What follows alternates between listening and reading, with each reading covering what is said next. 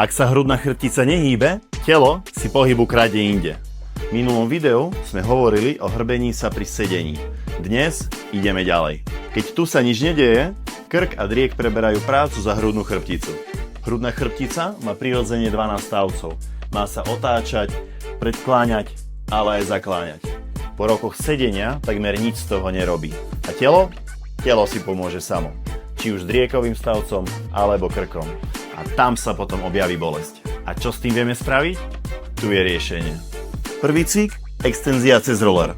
Ľahneš si na roller, ruky dáš za hlavu, vystieraš sa, zakláňaš dozadu, s výdychom ideš naspäť, necháš telo pomaly padnúť, lámeš sa čisto len v hrudnej chrbtici, aby sa ti náhodou nezdvihol zadok.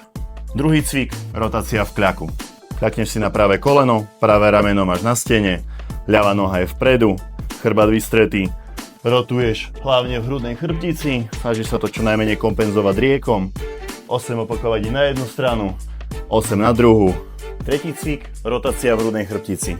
Dáš sa na 4, ľavá ruka bude oporná, pravú ruku si dáš pod ľavú časť tela, pravým ramenom sa snažíš dotknúť zeme, ruku podsúvaš a naspäť sa pozeráš, otáčaš smerom k stropu, hlavne aby si bol stále vystretý, ľavú ruku môžeš mierne zohnúť, ale aby si úplne nešiel k zemi a rotuješ. Stále sa pozeráš za rukou, jednu stranu 8 krát, potom môžeš vymeniť, druhú stranu 8 krát.